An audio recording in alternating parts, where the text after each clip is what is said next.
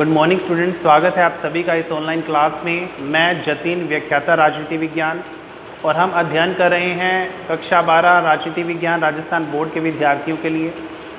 हमने last lecture में मूल अधिकार क्या होते हैं, मूल अधिकार किसे कहते हैं, मूल अधिकारों का क्या महत्व है, इनकी क्या आवश्यकता है, इस पर हमने विस्तृत रूप से चर्चा की। आज के इस लेसन में हम मूल अधिकारों को डिटेल से करेंगे। एक एक मूल अधिकार को हम विस्तृत चर्चा करेंगे। एक एक मूल अधिकार पे, मूल अधिकार जो संविधान के भाग 12 से 35 तक दिए गए हैं, हम एक एक अनुच्छेद को अच्छे से करने वाले हैं।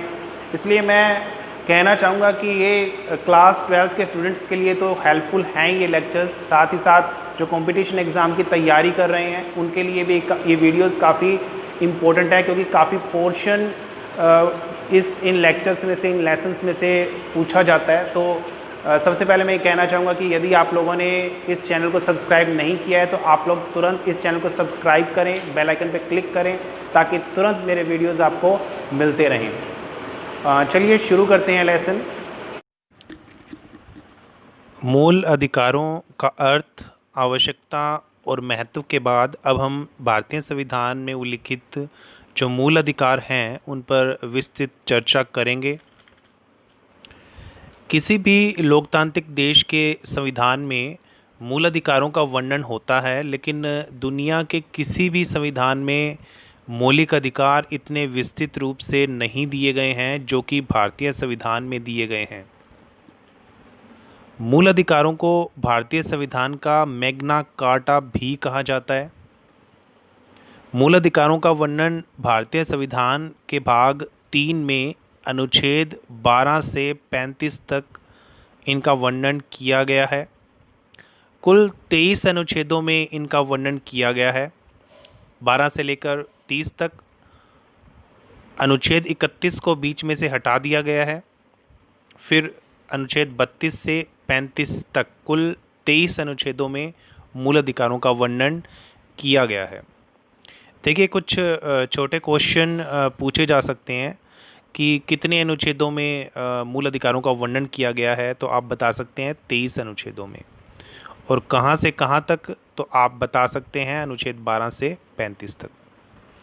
अगर पूछा जाए कि 23 अनुच्छेदों में से सबसे विस्तृत व्याख्या वाला अनुच्छेद कौन सा है, तो वो है अनुच्छेद 19, जिसमें लगभग 450 शब्दों में विभिन्न स्वतंत्रताएं और मौलिक अधिकारों की व्याख्या की गई है। स्वतंत्रता के अधिकार की व्याख्या अनुच्छेद 19 में की गई है, जो सबसे विस्तृत है। भारतीय संविधान में उल्लिखित मौलिक अधिकारों के बारे में अपनी राय व्यक्त करते हुए भूतपूर्व मुख्य न्यायाधीश के सुब्बा राव ने कहा था कि मौलिक अधिकार परंपरागत प्राकृतिक अधिकारों का दूसरा नाम है। ये वे नैतिक अधिकार हैं जिन्हें हर काल में, हर जगह, हर मनुष्य को प्राप्त होना चाहिए। तो ये कोटेशन भी कई बार पूछी जाती है कि मूल अधिकार की तुलना परंपरागत प्राकृतिक अधिकारों से किसने की है, तो आप बता सकते हैं के सुब्बा राव ने। और यदि आप मूल अधिकार, इस कोटेशन का प्रयोग करते हुए आप इस आंसर को अच्छा भी बना सकते हैं, अपने आंसर को, तो ये कोटेशन आपको ध्यान रखनी है। भारतीय संविधान में कुल 23 अनुच्छेदों में अनुच्छेद 12 से 35 तक मौलिक अधिकारों का वर्णन किया गया है। प्रारंभ में अनुच्छेद 12 से 35 में कुल 7 मूल अधिकारों की व्याख्या की गई थी। उनमें से अनुच्छेद 31 में उल्लिखित संपत्ति के अधिकार को 44वें संशोधन 1978 के तहत हटा दिया गया। अब वर्तमान में नागरिकों को 6 मूल अधिकार प्राप्त हैं, जिनमें पहला समानता का अधिकार, दूसरा स्वतंत्रता का अधिकार, तीसरा शोषण के विरुद्ध अधिकार, चौथा धार्मिक स्वतंत्रता का अधिकार, पांचवा शिक्षा एवं संस्कृति का अधिकार, छठा संवैधानिक उपचारों का अधिकार। तो ये एक, यहाँ पे भी एक छोटा क्वेश्चन आपसे, छोटे छोटे क्वेश्चन पूछे जा सकते हैं कि मूल संविधान में कुल कितने अधिकार दिए गए थे, तो 7 अधिकार दिए गए थे। वर्तमान में कितने दिए गए हैं, 6। और कौन से अधिकार को समाप्त किया गया, तो आप बता सकते हैं संपत्ति के अधिकार को समाप्त किया गया। मूल अधिकारों में संपत्ति के अधिकार को क्यों हटाया गया और सामान्य अधिकार में क्यों जोड़ा गया, आइए जानते हैं। सरकार को विकास कार्यों के लिए जमींदारी प्रथा, भूमि सुधार कानूनों में बदलाव हेतु अनेक परेशानियों का सामना करना पड़ रहा था, क्योंकि संपत्ति को कम करने या छीनने की बात जब सरकार करती थी या उसे जनहित में हस्तगत करने की या विकास कार्यों के लिए सरकार संपत्ति प्राप्त करना चाहती थी, तो ऐसी स्थिति में लोग सीधे उच्च न्यायालय या सर्वोच्च न्यायालय की शरण ले लेते थे। इसलिए सरकार को संपत्ति के अधिकार को समाप्त करना पड़ा और इसे एक सामान्य कानूनी अधिकार बना दिया गया। अब सरकार विकास कार्यों के लिए या जमींदारी प्रथा को अंत करने के लिए या भूमि सुधार कानून लागू करने के लिए ऐसा कर सकती थी, क्योंकि अब संपत्ति का अधिकार किसी का मौलिक अधिकार नहीं था। तो आपको ये ध्यान रखना है कि अनुच्छेद 31 में संपत्ति के अधिकार को 44वें संविधान संशोधन 1978 में समाप्त किया गया। वर्तमान में इसकी स्थिति क्या है, देखिए, सामान्य कानूनी अधिकार है ये, और अनुच्छेद 31 से हटाकर अनुच्छेद 300A में जोड़कर एक सामान्य कानूनी अधिकार का दर्जा इसे दिया गया है। तो आपको ये ध्यान रखना है। वर्तमान में 6 मौलिक अधिकार उपलब्ध हैं। पहला समानता का अधिकार, जो अनुच्छेद 14 से 18 तक है।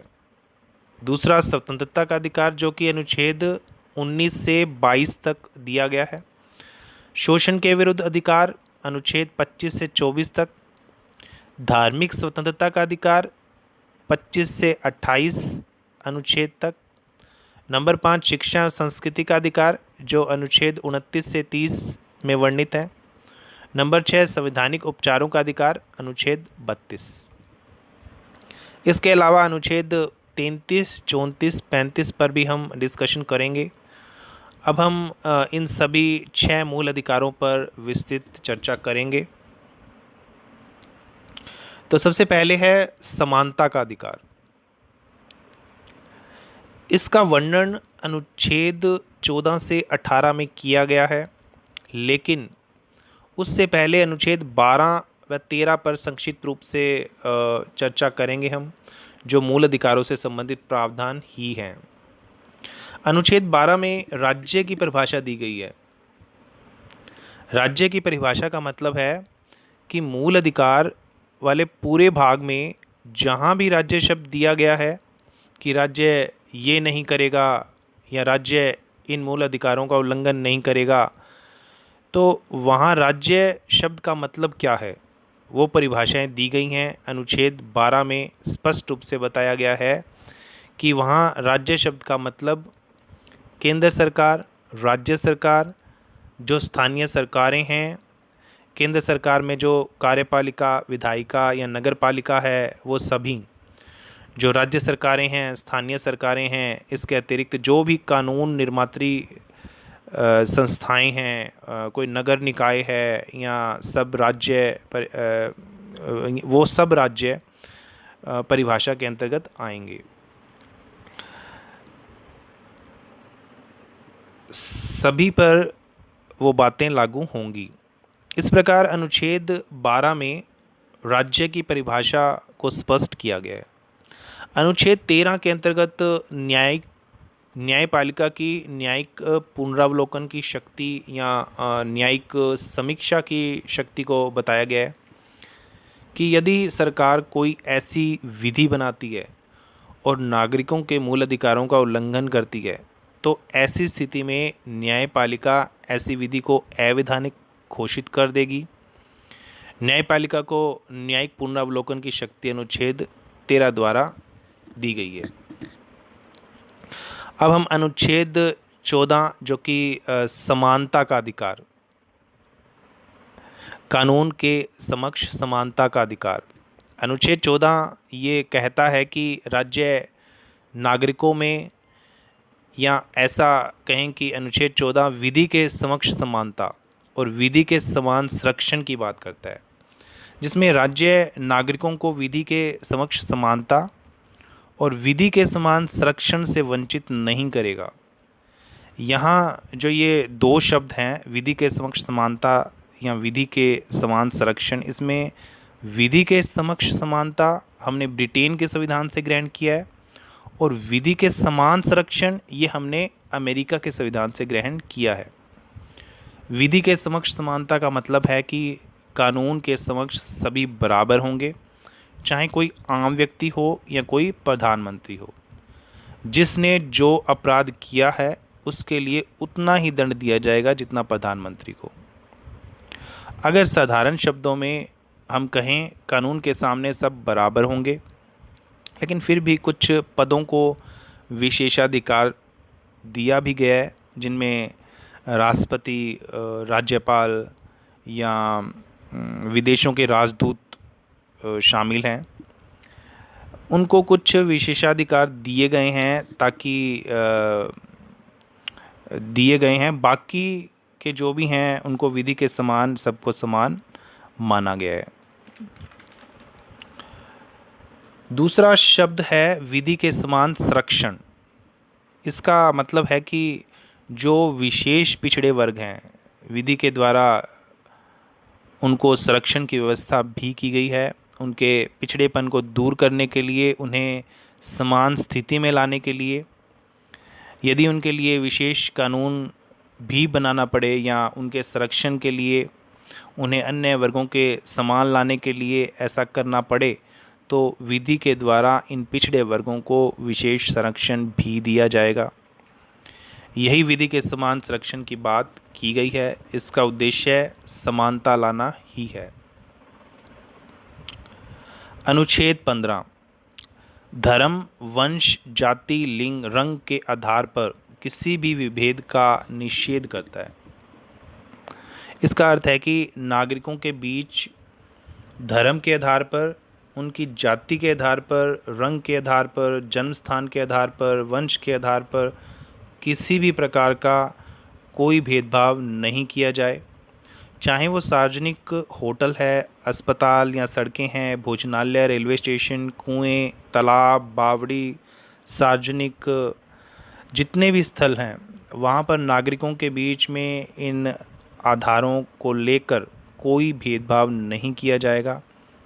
इसी अनुच्छेद में समानता की बात की गई है, लेकिन इसी अनुच्छेद के तहत कुछ विशेष प्रावधान भी किए गए हैं, जिसमें अनुच्छेद 15(4) के तहत जो महिलाएं हैं, बच्चे हैं, अनुसूचित जाति, जनजाति या अन्य पिछड़े वर्ग के लोग हैं, उनके लिए कुछ विशेष प्रावधान, उनको अन्य वर्गों के समान लाने के लिए व्यवस्था भी की गई है। अर्थात अनुसूचित जाति, जनजाति, अन्य पिछड़ा वर्ग, महिला, बच्चों के लिए उनको अन्य वर्गों के समान लाने के लिए अगर कुछ विभेदक बर्ताव करना हो तो ऐसा बर्ताव करने की इजाज़त भी अनुच्छेद 15(4) देता है। यहाँ पिछड़ेपन से तात्पर्य आर्थिक पिछड़ेपन से नहीं, बल्कि सामाजिक व शैक्षणिक पिछड़ेपन से है। उन्हें सशक्त बनाने के लिए कुछ विशेष प्रावधान किए जा सकते हैं और हमारी सरकारों द्वारा किए भी गए हैं। अनुच्छेद 16 लोक नियोजन के विषय में अवसरों की समानता। अनुच्छेद 16 देश के सभी नागरिकों को राज्य के अधीन नौकरियों, सार्वजनिक पदों पर समान अवसर उपलब्ध करवाने की बात करता है। राज्य के अधीन जो सरकारी पद हैं, नौकरियां हैं, उनमें रंग, वंश, लिंग, जाति, धर्म किसी भी आधार पर कोई भी भेदभाव नहीं किया जाएगा। सबको समान अवसर उपलब्ध करवाए जाएंगे। अनुच्छेद 16 साथ ही साथ कुछ विशेष व्यवस्था भी करता है, और वो विशेष व्यवस्था है कि अनुच्छेद 16(4) के अंतर्गत राज्य की सरकारी नौकरियां व सार्वजनिक पदों में अनुसूचित जाति, जनजाति, अन्य पिछड़ा वर्ग के लिए विशेष आरक्षण की व्यवस्था की गई है। अनुच्छेद 16(4) के तहत राज्य उनके लिए विशेष आरक्षण की व्यवस्था कर सकता है। सरकारी नौकरियों में आरक्षण की व्यवस्था अनुच्छेद 16(4) के तहत ही की गई है। यहाँ यह स्पष्ट है कि आरक्षण देने का उद्देश्य असमानता पैदा करने के लिए नहीं, बल्कि पिछड़े वर्गों को सामान्य वर्गों के समान लाने के लिए की गई है। अतः संविधान की भावना आरक्षण के संबंध में गलत नहीं थी।